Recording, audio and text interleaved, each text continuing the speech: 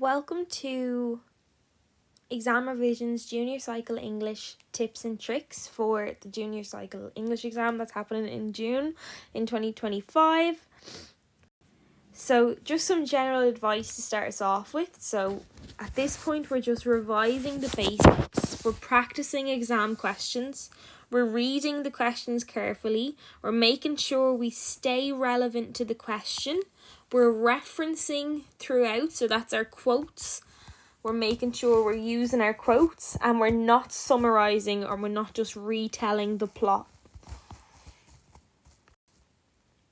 So your exam is going to look like this. You're going to have probably a reading section, so that'll be a comprehension where you have to read a text and analyse it and answer questions that follow. You'll probably have examples of maybe functional writing, so emails, speeches, articles, diary entries, all those. You might have some extended or creative writing, so this is where you might have to write maybe a little personal bit of writing or a creative essay. And a tip for this will be to practice with the past papers at ExamRevision.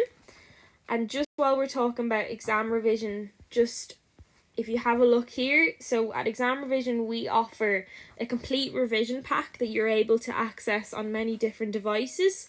You can use the code 2025 for 2025 tips for 10% off a package. So we've got on-demand grind videos available 24/7. They're bite-sized. We've got PowerPoint presentations. We've got H1 or distinction notes. We've got exam and mock paper questions. All the marking schemes are available. We've got quizzes and reflection logs. We have smart adaptable technology that's going to benefit all of you guys while you're using it. The junior cycle subjects we have available currently.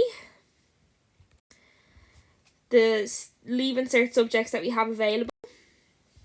And then this is just what it all looks like on your devices. So that's a laptop, a computer, and a phone. So you can access it anywhere and everywhere.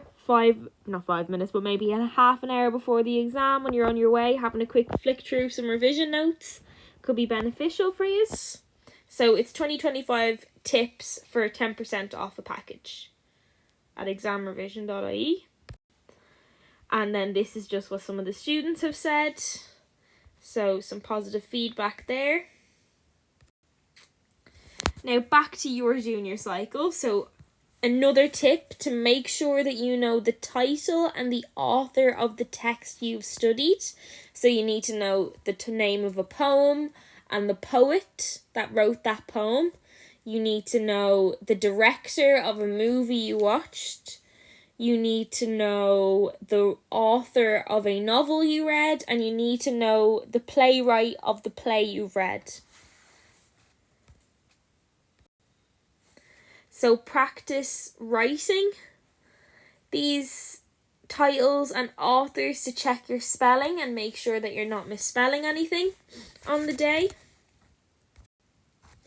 Write out some key quotations from your study texts and memorize them. Practice speaking and writing for different purposes as often as you can. So maybe one night you write a diary entry after doing some studying. Or maybe you write a letter to your friend talking about a TV show you watched. So the timing of the exam, it's 120 minutes and it is marked out of 180. So you're going to be aiming to spend about 3 minutes on a 5-mark question, 10 minutes on a 30-mark question, and so on and so forth. And an additional time should be used to improve your answers, read over your work, and check your spelling and grammar. So getting a good balance is quite difficult. So you need to make sure you're not writing too little or too much. Writing loads doesn't mean you'll get more marks. And it might mean you're going to neglect or ignore other sections or not spend as much time as you can on other sections. So to figure out if you're writing too little or too much, just ask yourself, what's the question that's being asked? Have I made my point? Have I backed up my point using a relevant quote? Have I then explained in further detail my point and finish it off there? Don't add in any extra points or any kind of half-written ideas that come to you as you're writing. Just leave what you've got there, and that should be a good enough answer. Essentials in the exam hall: make sure you have enough pens on you. You don't want your pen wasting. Make sure it's only blue and black and no pencil.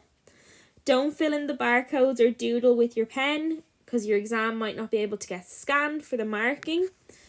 No Tipp-Ex should be used. It takes too long to dry and it could create some errors. So just put a line through your work. Just one simple line and everything will be fine. When it comes to the order of how you're going to answer, it is up to you. You should know by now from practicing exam questions. And if you haven't practiced a full paper, I'd give that a go and see what questions you're stronger with or you can complete quicker. And then you can work out what time suits you best. So the way that would have worked best for me would be to respond to the studied sections first, so I could just offload all that information that was on my head about characters I knew and what quotes I had stored up in my brain, and I just offload them onto the page. And then I moved on to the unseen sections, so the ones stuff you didn't need to study for in advance.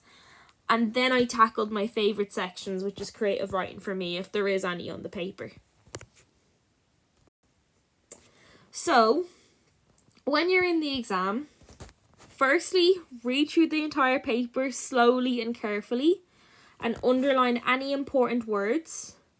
Rewrite the question in a simpler language if you're not 100% sure on what they're asking. And even if you are sure, it's a nice little simple reminder for yourself when you're reading through a long bit of writing and you're going, oh my god, what was that question? What did they ask me? You can have a quick glance and go, oh, something like that. Okay, that's what I'm looking for. Read the passage, underline, highlight anything you think you could use in your answers to back them up and support what you've said.